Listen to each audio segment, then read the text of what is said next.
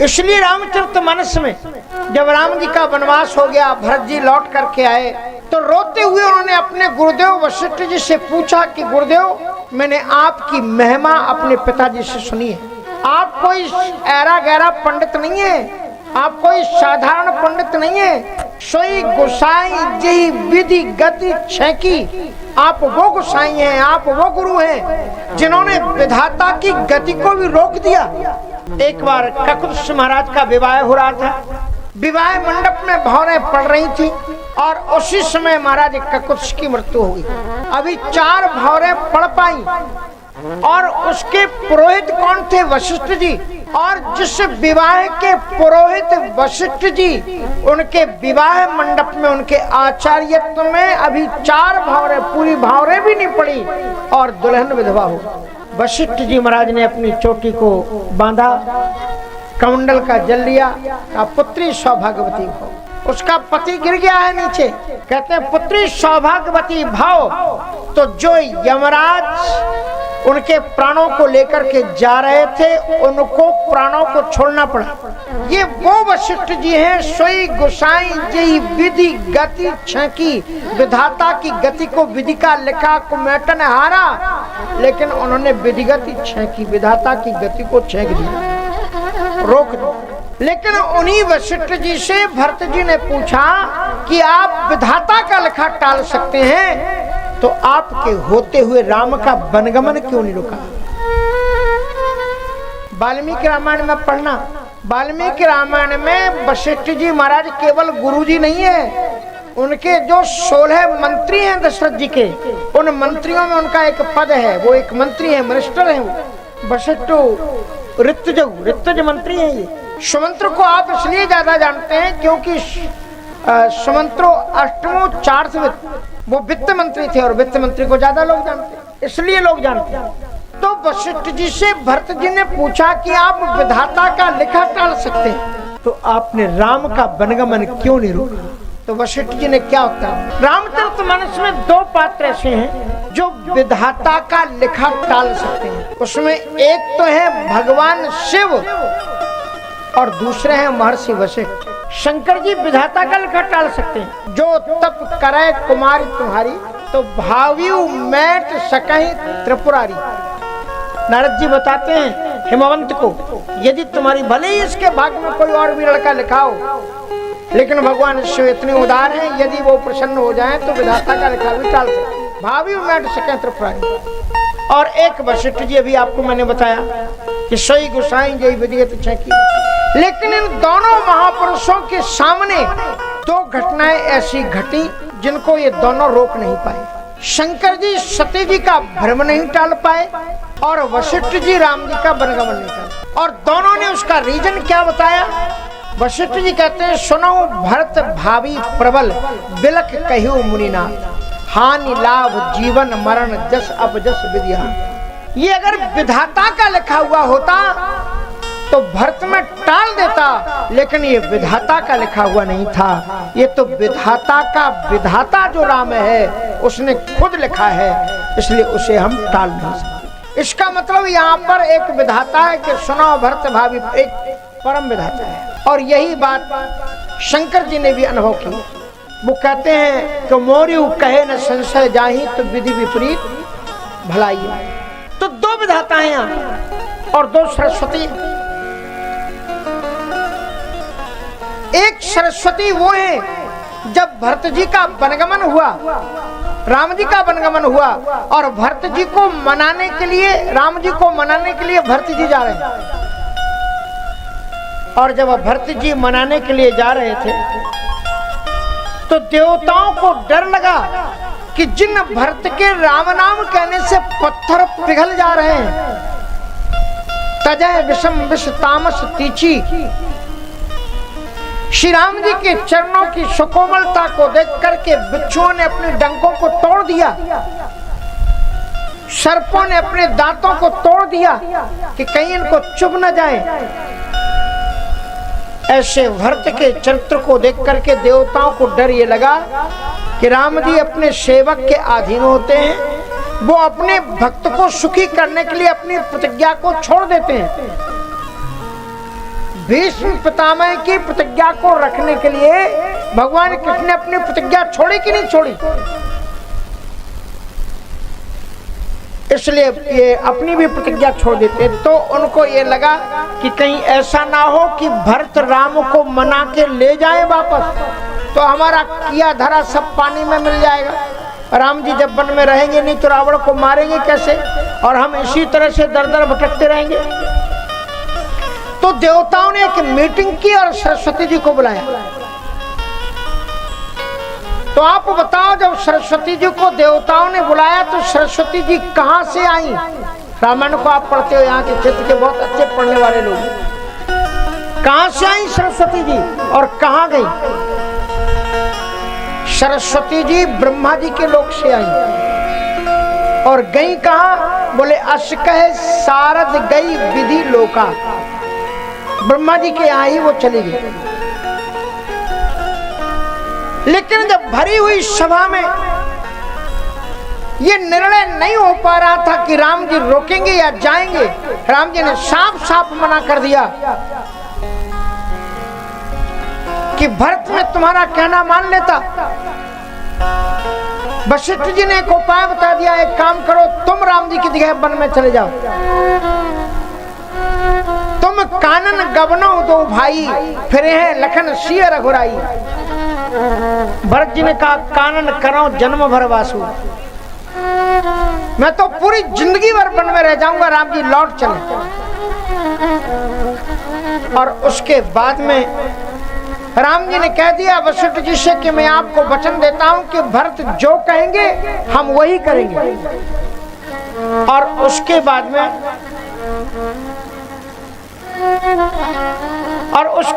में भरत जी महाराज उस सभा में हाथ जोड़ करके खड़े हुए और उन्होंने भी सरस्वती जी को बुलाया। तो सरस्वती वहां जो देवताओं ने बुलाई थी वो कहां से आई थी? विधाता के लोक से आई। और जब गई तो कहां गई? विधाता के लोक को गई। लेकिन ये जो भरत जी ने सरस्वती जी को बुलाया, ये सरस्वती जी कहां से आई? ये सोमरी शारदा सुहाई, ये सोमरी शारदा सुहाई, ये सोमरी शारदा सुहाई, ये सोमरी शारदा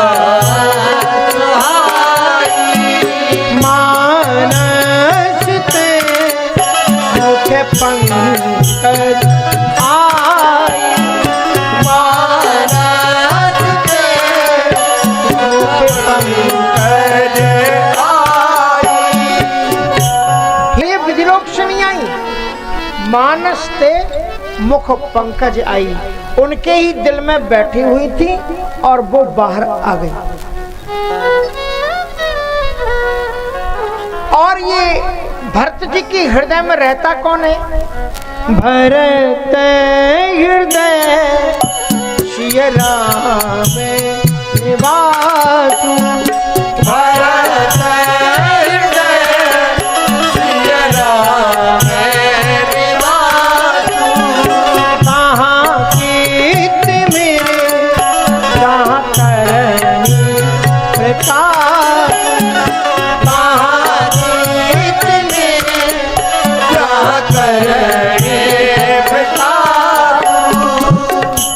भरत जी के हृदय में कौन रहता है? सरस्वती जी और ब्रह्मा जी नहीं रहते। भरत हृदय सिय राम निवासु, कहाँ की तिमिर, क्या वहां अंधकार हो सकता है जहां तरणी निवासु, जहां पर सूर्य रहता हो? गुस्सों में अच्छा आपसे एक प्रश्न और करूं कि अगर आपको बुद्धि चाहिए हो तो किस देवता को मनाओगे? बोलो भाई। सरस्वती जी को ना। सुगलाम ब्रह्म विचार सार परमाद्याम जगद व्यापिनी वीणा पुस्तक धारणीम अभयदाम जाड्यांधकाराप्यहाम हस्ते स्फाटिकमालिकां विदधतीं पद्मासने संस्थितां वन्दे तां परमेश्वरीं भगवतीं बुद्धिप्रदां शारदां। सरस्वती जी को ही बनाते हैं ना बुद्धि के लिए। गोस्वामी तुलसीदास जी महाराज किसको मनाते हैं बुद्धि के लिए? जनक सुता जग जननी जाने की, जनक सुता जग जननी जाने की, अतिशय प्रिय करुणा निधाने की,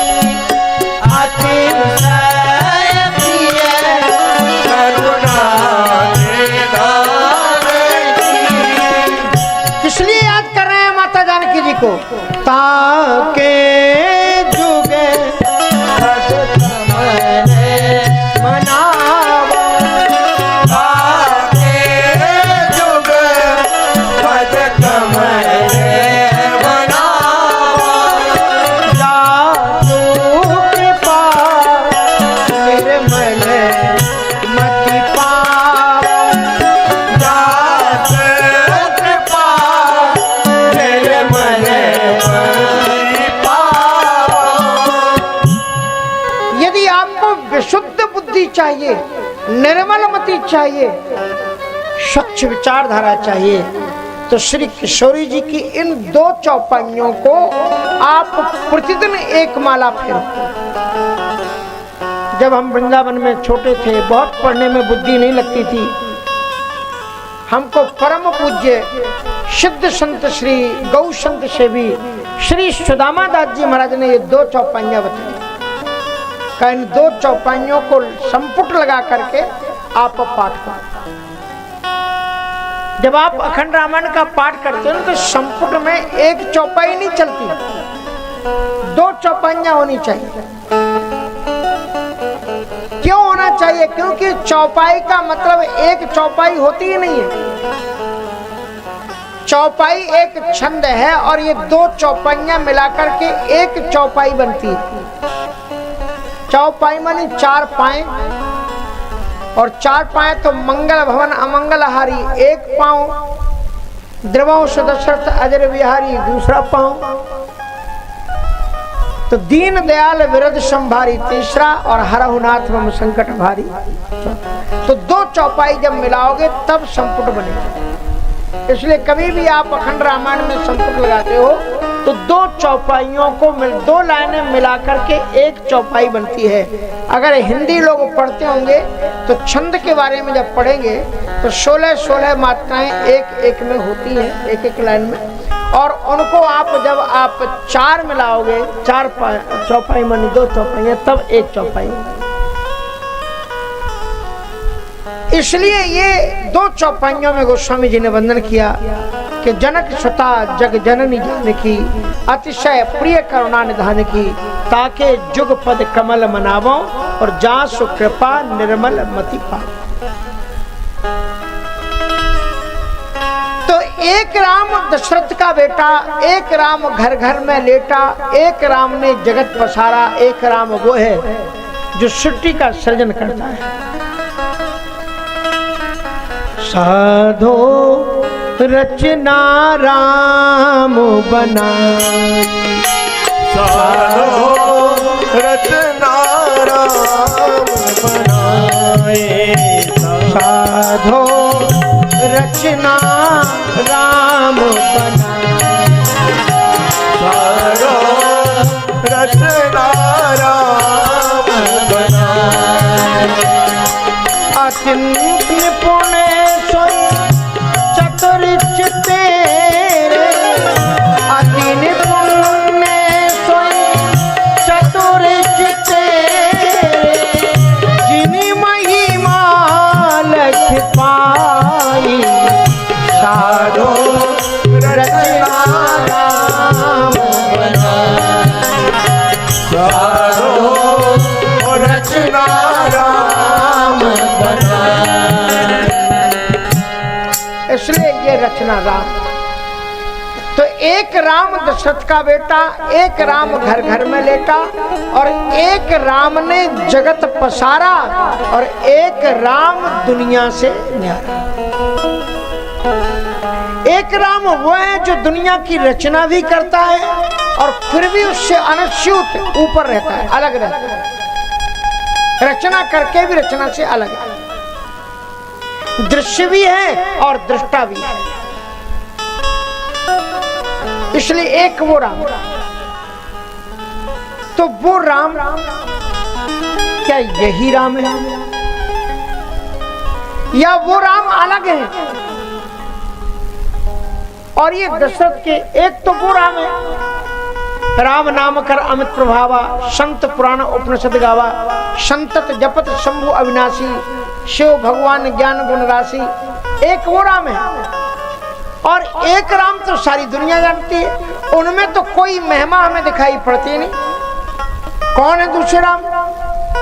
एक राम अवधेश कुमारा, तिन कर चरित विदित संसार। एक राम अवधेश कुमारा, तिन कर चरित विदित संसार।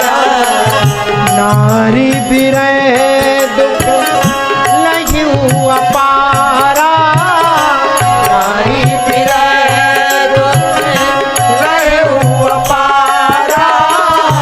भयउ रोदन रावण मारा, नारी बिरह दुख लहिउ अपारा। भयउ रोदन रावण मारा। एक राम तो वो है जो दशरथ के बेटे हैं, उनमें तो ऐसी कोई विशेषता दिखलाई पड़ती नहीं। एक राम अवधेश कुमारा, तिनकर चरित्र सारी दुनिया जानती है, उनकी चरित्र में क्या विशेषता है? नारी विरह दुख लहिउ अपारा, पिताजी ने घर से बाहर निकाल दिया, पत्नी का हरण हो गया, हे सीता कह करके रोते फिरे, क्रोध आया, क्षत्रिय था, रावण को मार दिया, राजा बन गया। इसमें क्या विशेषता है? प्रभु सोई राम कि अपर को जाय जपत त्रिपुरारी, सत्य धाम सर्वज्ञ प्रभु कहो विवेक विचार। ये बात को ध्यान से सुनना, भरद्वाज ऋषि जैसा संत बोल रहा है कि एक राम अवधेश कुमारा, तिनकर चरित विदित संसारा। नारी विरह दुख लहिउ अपारा, भयउ रोशन रावण। एक बार मैं किसी गांव में गया,